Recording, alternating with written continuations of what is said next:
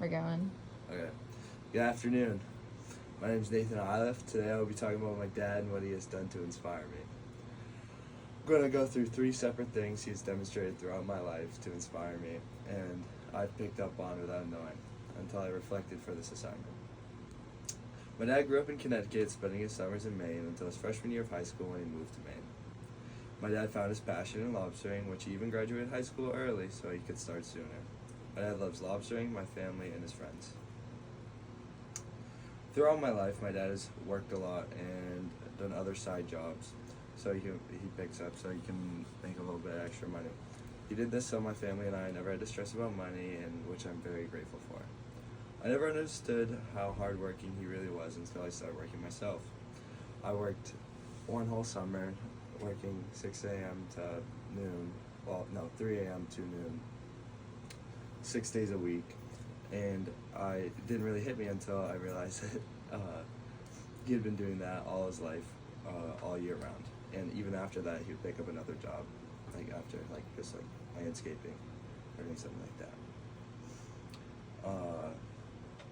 And ever since then, I've just not been able to get that thought out of my head whenever I'm working or playing sports or studying. It just reminds me to work a little bit extra harder. He had a really good sense of humor. I was always told by my friends that he was super funny, but since I was a teenager and couldn't listen to my dad and think he was funny because it was dad jokes, I took it a little for granted. One of my favorite things is when he would drive me or my friends to the movies or drive me to my friend's house. He would always try to make me laugh the entire time. He would also always teach me, he would teach me how to lobster. We would talk a lot, and he would constantly be making me laugh. But this was when I was too cool to laugh because I was a teenager.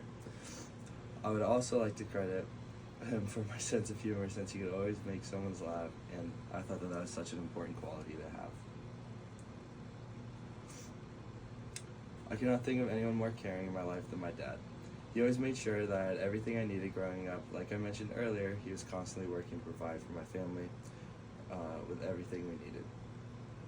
Even though he spent a lot of time working, he was still able to do all the classic father-son things, like play catch, teach me how to ride a bike, and even go fishing. He also never missed a single one of my games, which means a lot because I was always on the winning side growing up, so it was nice to always have him there. I think that is often overlooked and not common for fathers to talk with their sons about their mental illness or what's going on with them mentally.